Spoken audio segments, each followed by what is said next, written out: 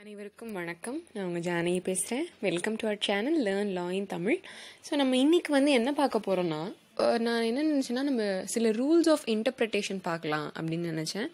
So நீங்கள் கேட்கலாம், காமனாக இருக்கவங்களுக்கு ரூல்ஸ் ஆஃப் இன்டர்பிரிட்டேஷனுங்கிறது ரொம்ப ஒரு புதுவிதமான வார்த்தையாக இருக்கும் ஆக்சுவலாக. ஆனால் லா ஸ்டூடெண்ட்டுக்கு, ஒரு லாயருக்கு இந்த ரூல்ஸ் ஆஃப் இன்டர்பிரிட்டேஷனுங்கிறது ரொம்ப ரொம்ப முக்கியம். எப்போவுமே ஒரு சட்டம் படித்தவருக்கும் ஒரு சாதாரண மனுஷனுக்கும் எங்கே வித்தியாசம் வருதுன்னா, ஒரு சாதாரணமான உள்ளவர் ஒரு சட்டத்தில் இருக்க அந்த வார்த்தைகளை வெறும் வார்த்தையாக தான் பார்ப்பாரு.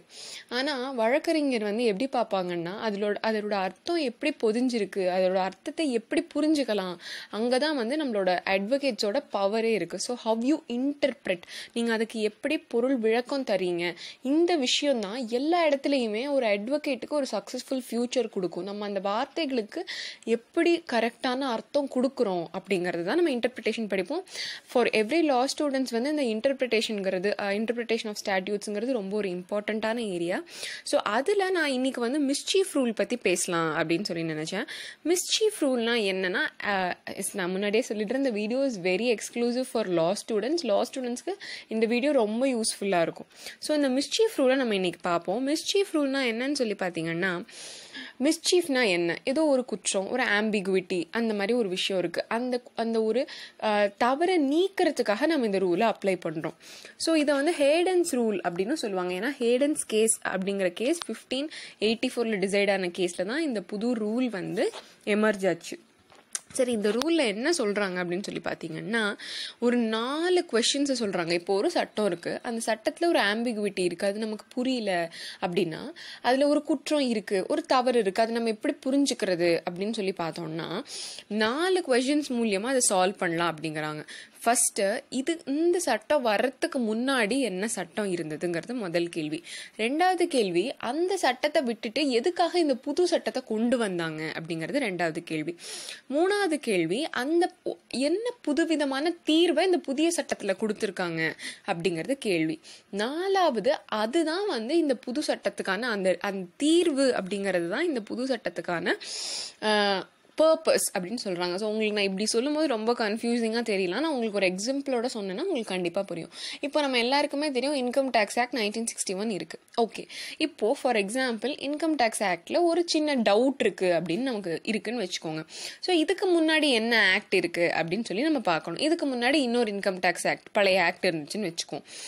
அந்த ஆக்டில் என்ன தவறு இருந்ததுன்னு பார்க்கணும். எதுக்காக, என்ன காரணத்துக்காக அந்த பழைய ஆக்டை நீக்கிட்டு புது ஆக்ட் கொண்டு வந்தாங்கன்னு பார்க்கணும். ஸோ அதை பார்த்துட்டு அந்த விஷயத்துக்காக புது ஆக்டில் என்ன தீர்வு, 1961 ஆக்டில் என்ன தீர்வு கொடுத்துருக்காங்க அப்படிங்கிறத நம்ம பார்க்கணும். ஸோ இந்த தீர்வு தான் நம்ம கேள்விக்கான தீர்வு அப்படின்னு சொல்லி சொல்கிறாங்க. ஸோ ஆக்சுவலி இந்த ரூல்ஸ் ஆஃப் இன்டர்பிரிட்டேஷன்ங்கிறது கொஞ்சம் கன்ஃபியூசிங்கான ஏரியாவாக தெரியலாம், பட் இட்ஸ் ஒரு ரொம்ப ரொம்ப ரொம்ப முக்கியமான ஒரு விஷயம் அப்படின்னு நான் சொல்லுவேன். ஸோ மிஸ்சீஃப் ரூல்ங்கிறது 4 விஷயத்தை பேஸ் பண்ணியிருக்கு. ஸோ அந்த 4 கேள்விகளை பேஸ் பண்ணியிருக்கு. ஸோ அந்த 4 கேள்விகள் உங்களுக்கு முன்னாடி நான் எக்ஸ்பிளைன் பண்ணேன். ஸோ இப்போ ஃபார் எக்ஸாம்பிள் ஒரு கேஸில் எடுத்துக்கிட்டோம்னா, கன்வர் சிங் வர்சஸ் டெல்லி அட்மினிஸ்ட்ரேஷனில் என்னன்னா, டெல்லி கார்ப்பரேஷன் ஆக்டுக்கு கீழே கவர்மெண்ட் நிலங்களில் இந்த மாதிரி அவங்களோட கேட்டில்ஸ் இருக்குது பார்த்தீங்களா, ஆடு மாடை மேய விடக்கூடாது, அப்படி விடுறவங்கள சரவுண்ட் பண்ணி அதை அவங்க அந்த அனிமல்ஸை அந்த கார்ப்பரேஷன் எடுத்துக்கலாம் அப்படிங்கிற மாதிரி ஒரு இது கொண்டு வந்திருந்தாங்க. ஸோ அதில் அவங்க அபேண்டன் கேட்டில் அப்படிங்கிற ஒரு வார்த்தையை பயன்படுத்தியிருந்தாங்க. ஜென்ரலாக அபேண்டன்னா நம்ம எல்லாருக்கும் தெரியும், அபேண்டன்னா அப்படியே கண்டுக்காமல் விட்டுறது. அப்போ என்ன ஆகுதுன்னா, அந்த மாடுங்களோட சொந்தக்காரர் என்ன சொல்கிறாருன்னா, நான் அப்படிலாம் விடலையே, அப்போ இந்த சட்டம் அப்ளை ஆகாது அப்படின்னு சொல்கிறாரு. ஆனால் இப்போ நம்ம இங்கே மிஸ்சீஃப் ரூல் சாதாரணமாக பார்க்கும்போது ஓகே, ஆமாம் தானே, அவர் தனிச்சு விட்டார், அப்புறம் அங்கே மேயுட்டுன்னு விட்டுறாரு, இது அபேண்டன்டு கீழே வராதே, அப்போ இது இந்த சட்டத்துக்கு கீழே வராதேன்னு நமக்கு தோணலாம். ஆனால் நம்ம இப்போ தான் அதோட பர்பஸ், இந்த சட்டத்தை பர்பஸ் போய் பார்க்கும்போது அவங்க இந்த மாதிரி ஆடு மாடுகளில் இந்த மாதிரி கவர்மெண்ட் நிலங்களில் மேய விடக்கூடாதுன்னு இந்த சட்டமே கொண்டு வந்திருக்காங்க. அதுதான் அதோட பர்பஸ். ஸோ அந்த பர்பஸ்க்காக வேண்டி அந்த அபேண்டன்கிற வார்த்தைக்கு ஒரு பெரிய அர்த்தம் கொடுக்குறாங்க, கொஞ்சம் எக்ஸ்டெண்டட் அர்த்தம் கொடுக்குறாங்க. ஸோ பேசிக்காக இதாங்க மிஸ்சீஃப் ரூல். ஸோ இந்த வீடியோ உங்களுக்கு ரொம்ப யூஸ்ஃபுல்லாக இருக்கும்னு நினைக்கிறேன். கண்டிப்பாக அது நிறைய பேருக்கு ஷேர் பண்ணுங்கள். நம்ம சேனல் சப்ஸ்கிரைப் பண்ணாதவங்க கண்டிப்பாக சப்ஸ்கிரைப் பண்ணுங்கள், லைக் பண்ணுங்கள். இது மற்றவங்களுக்கும் உதவியாக இருக்கும். நன்றி, வணக்கம்.